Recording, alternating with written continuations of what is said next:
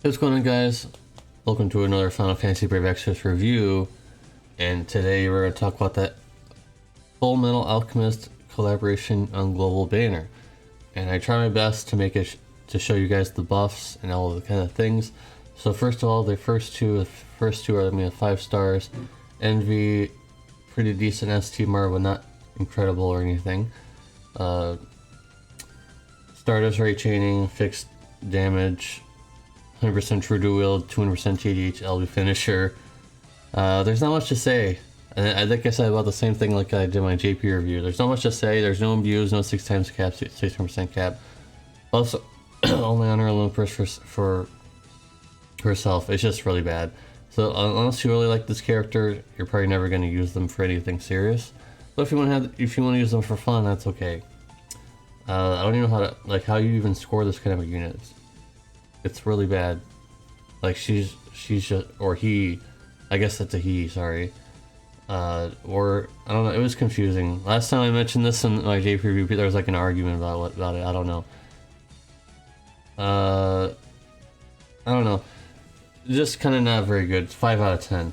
Let's just go with that. Just not very good. If you're new to my reviews, anything below 7 is going to be very questionable. Anything above 7 is going to be quite decent. Greed, same situation. Stardust Ray Chaining, defense scaling and chaining, 120% win Earth Imperials, which is okay. Decent mods for a 5-star, it's okay. 150% defense true to wield. If you have Gabron's TMR, it's pretty decent. And no imbues, just something you would expect in the 7-star era, of course. So I don't know, 6 out of 10 because at least he's a slightly better, but not saying much. And the STMR is okay too, I guess. So there's that.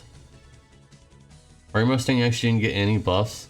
You know, it says update. Updated just means that he's getting New Vision Awakening, I think. So he didn't get any buffs, so I didn't have to change this. Infinite turns. He now has. Oh, I guess I should have changed that. Sorry, guys. He now has Fire CWA chaining, Chaos Wave Awaken chaining. He has 5 times cap, 6 times with Indestructible Light. Fire Imbue for all allies for 1 turn. It's okay if you need that on his normal attack. And his abilities give mods to his fire finisher now if you want to do that. I think that's pretty decent. In fact, he's one of the best fire finishers. Besides Terra, of course. He'll be the best magic finisher besides Terra. If you're not able to gear Terra, this guy is probably your best bet. 100% magic demon and human killer, which is pretty good on a cooldown. He now has 200% magic TDH. Inspiration for me now, he has 135% fire resist, 50% accuracy buff, which is kind of niche. 25% AoE fire damage buff for physical magical. And also, his fire finisher is 140 times, and also 100% W damage passive. Okay, I can't think of much bad things to say, it's just that his magic TDH is a little low.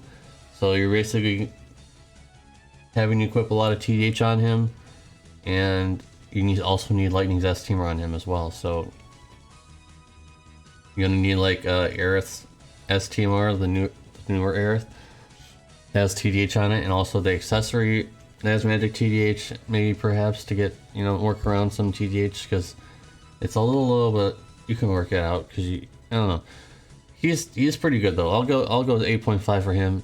He's good for dark visions, but he can also be a fire chainer if you need him to be that as well. So yeah, pretty good score for Ray Mustang.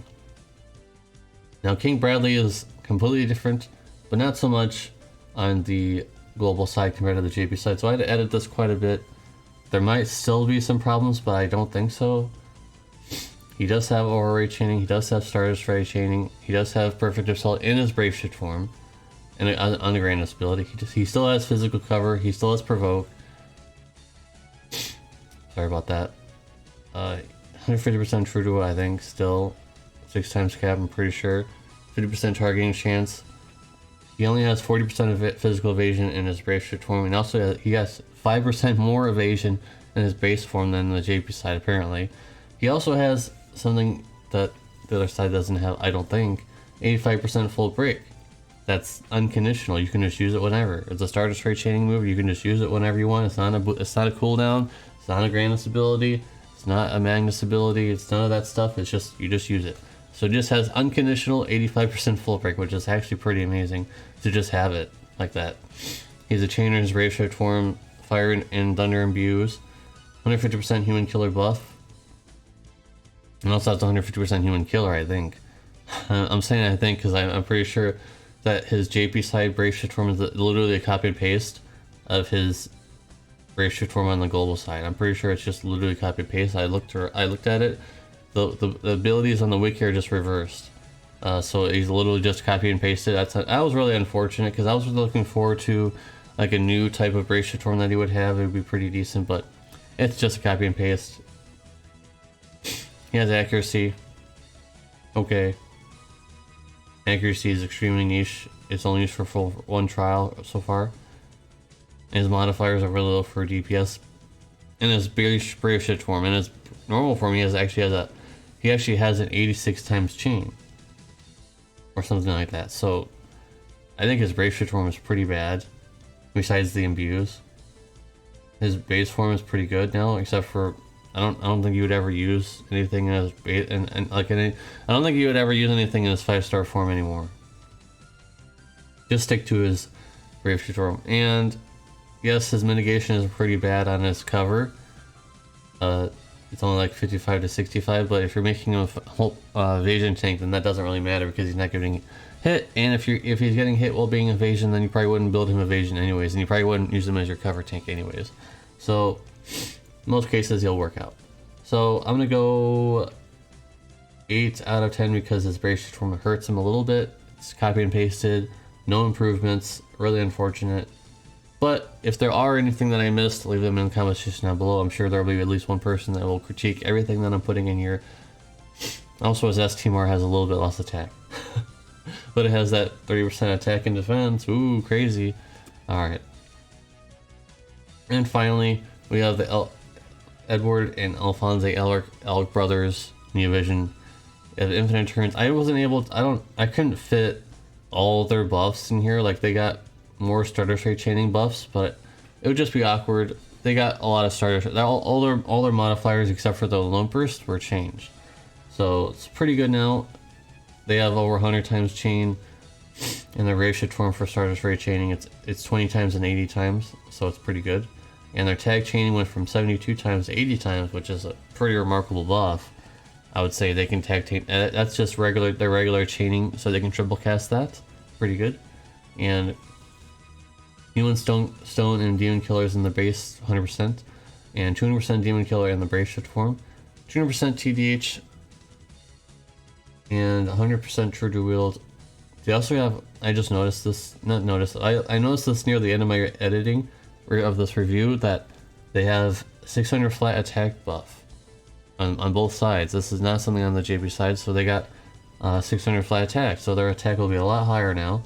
They have 6 times cap, 67% cap, little burst chainer and base, little burst finisher and Brave Shift form if you want them for that. Their zone effect is 150% defense buff. So for you guys that are not aware of what a zone effect does, it's different from other buffs. So for example, if you have a 300% defense buff, so let's just say someone can buff 300% defense, and then you use this, it adds on top of that. So pretty good, pretty decent. Nothing amazing. 300% attack and magic buff for all allies on Grandness. And also for themselves, it went from 20% to 50% global buff for Earth Amp damage. That's huge. 50% from 20? That's huge. Their damage is going to be going way higher if you're using Earth, of course. Their damage is going way high now. That's a gigantic camp. If you guys have seen the 45% wind amp that bards can do, and everybody's going gaga over that. 50%, that's 5% more. Remember guys, it may only be 5% more. Remember guys, a lot of times 1% can be a huge difference. So 5% increase, that's huge. 50% earth amp is huge. I wouldn't be surprised if their damage is gonna be like super high. And also their most unique but kind of niche ability is that they have imbues in their ratio form, where they can remove their own imbues or anyone else's imbues and put on their own. So for example, if the boss imbues you with fire, you can go ahead and use their thunder imbue, and it removes the fire imbue and puts the thunder imbue on. So it's very good in that kind of case. There have been bosses in the past that do imbues on the party, so that there's that, and they can remove their own buffs, of course, but it's a niche but also a very useful ability, especially Dark Visions, and also it comes with a 15% damage amp for that element, by the way. So I couldn't think of very many cons, and I still can't think of very many cons other than they have no tanking abilities despite Alphonse being a part of this group. They're only 70% mitigation on the brave shift form, on the base brave shift form, and their modifier did not get changed, so it's still, I can still have this here.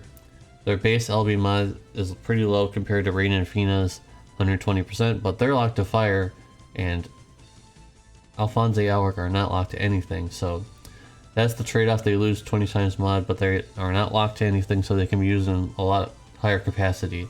So guys, what do you guys think about Alphonse and Eledward? Oh my god. Okay. Just pretend I'm saying everything correctly.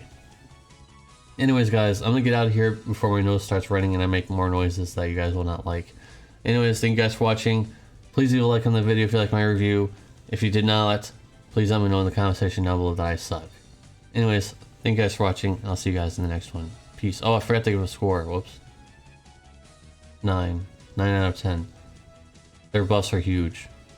Sorry about that. If you clicked off the video again, you're like, oh, where's the score? Sorry about that. I apologize. 9 out of 10. Their buffs are huge. Yes, they didn't get a lot of other passive buffs or anything, but their buffs are pretty huge. Anyways, guys, thank you guys for watching. 9 out of 10 again, and I'll see you guys in the next one. Peace.